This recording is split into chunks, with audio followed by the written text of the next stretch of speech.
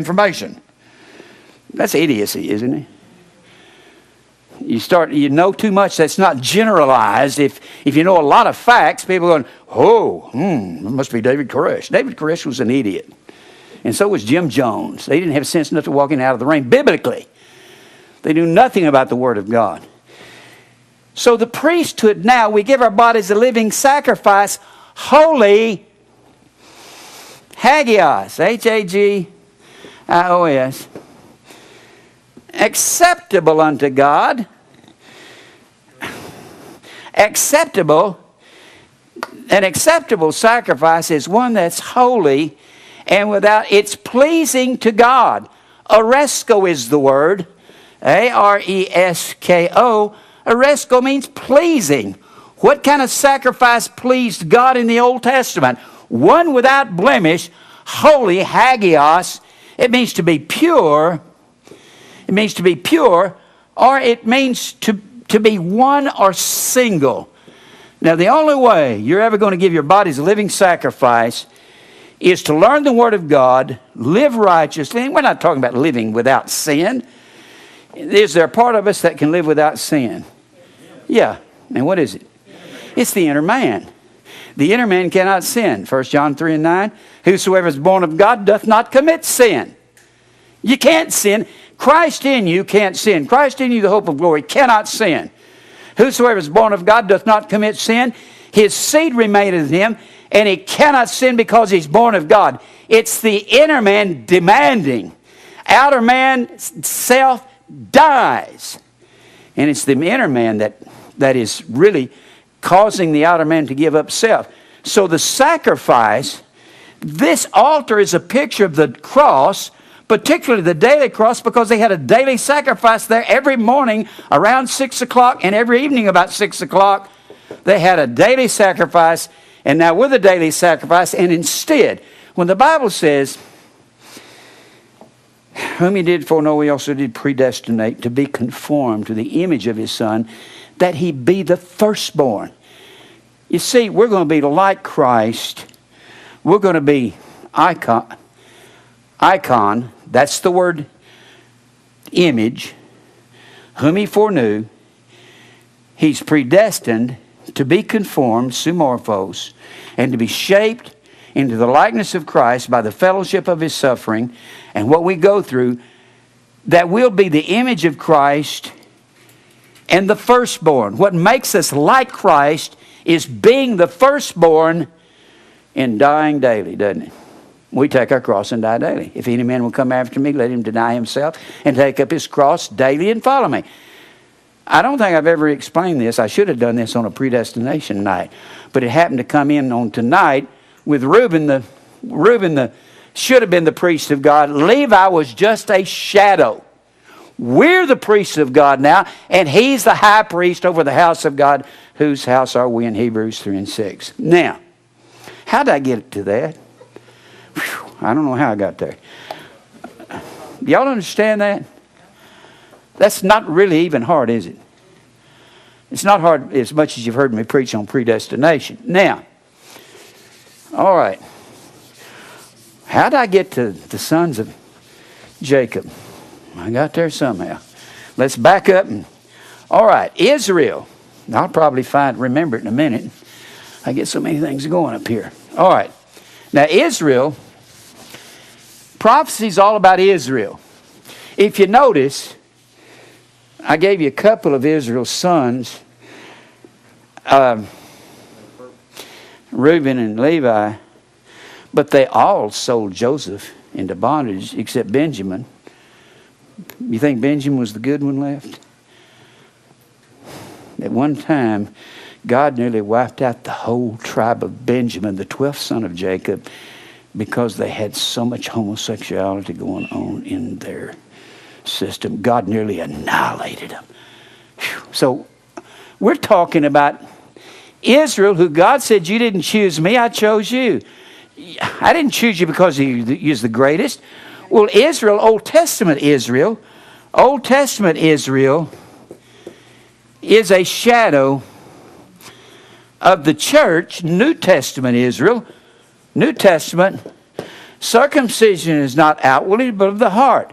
God's Israel, according to the 6th chapter of Galatians, are those who walk according to the rule of a new creation. We're new creatures in Christ, and we are spiritual Israel, spiritual Jews. We're circumcised of the heart. Isn't that true? That's exactly it. So, Old Testament Israel, New Testament. This is where preachers fail in studying. When you're going to study New Testament, the way you learn New Testament is you study the Old. It's really that simple. Except studying the Old Testament's not that simple. I've been going on 53 years studying it, and my brains fell out about a dozen times. I had to stuff it back in and keep going. Just put this information in your head out of the Old Testament. Then you'll start seeing what the New Testament is actually about. There's an old saying in the seminaries. The Old Testament is the New Testament concealed. The New Testament is the Old Testament revealed. That's the way it works. The New Testament is concealed in the Old. Everything that goes on in the New, this is what men cannot see. They cannot see. I've had this talk with so many people. The New Testament is the very image, according to Hebrews 10:1, very image. And the word very image is the word icon. Likeness. The New Testament is the likeness of Christ, and the Old Testament is a shadow. So if you really want to know what the New Testament, you want to know what Revelation is about, you study Old Testament. When you got the 24 elders in the 4th chapter of Revelation, it is the 24 families of the high priest of Aaron, of his 2 surviving sons, Eleazar and Ithamar, that survived after God killed his 2 oldest sons, Nadab and Abihu, for offering strange fire to God. And there were 24 families. And David set those 24 families up as the official 24 representatives of Israel as the priesthood. But if you'll notice, Israel starts off, and the sons of Israel, or the sons of Jacob, they're so corrupt when they start off. God has to beat them up just like He has to beat us up, because we get off in our sin and we'll do anything, won't we? Man will do anything in his sin. Man, I've been the biggest sinner. I've been as big a sinner as anybody in this room. You cannot sing in hundreds of nightclubs across America and not be in your sin. Can you? I've been in more nightclubs than everybody in this room. No doubt. And no, you ain't been what I've been to. Man, I've been in hundreds of them. Sang in them. Some big fancy places. I know what's out there in them. Don't come to me and say, it's okay as long as you go down to the Crazy Horse Saloon just to watch a show. That's a bunch of beer drinking, beer guzzling sleazebags down there. Don't tell me what it's about. I know what it's about. That's like trying to go up to somebody that's an expert in something and say, well, let me tell you what this is about. You can't tell me what's in the music world in nightclubs. I know what's there. I was there. Now, why did I say that? I don't know. Just thought I'd just say it. Sometimes I just want to say something to you. I just give it to you. All right, now. I want you to see that about Reuben. Reuben would have been the priesthood. Oh, I forgot to tell you. Reuben. And then Levi, the third born, becomes the priesthood that should have gone to Reuben. And then God gives to Joseph, the 11th son of Jacob, He gives him the inheritance of Israel. Inheritance. There in Genesis, the 48th chapter, when Joseph is in Egypt, his father Jacob comes in, and Joseph brings his 2 sons to him, and he says, here are my sons, father. And he says, and Jacob is sitting in a chair, and he said, I thought not to see thee again, son. But God has not only shown me you, again I get to see your posterity, your sons. Bring them to me that I may bless them. And Joseph, wearing his Egyptian get-up, and probably had one of those Egyptian haircuts, looked like a long Beatles haircut, just cut straight across the back, and probably had a little cobra up to the top of his head, came up to his father, and he brought Manasseh in his left hand to lead him to his father's right hand, because the right hand conferred the inheritance. And once it was conferred, it could never be removed.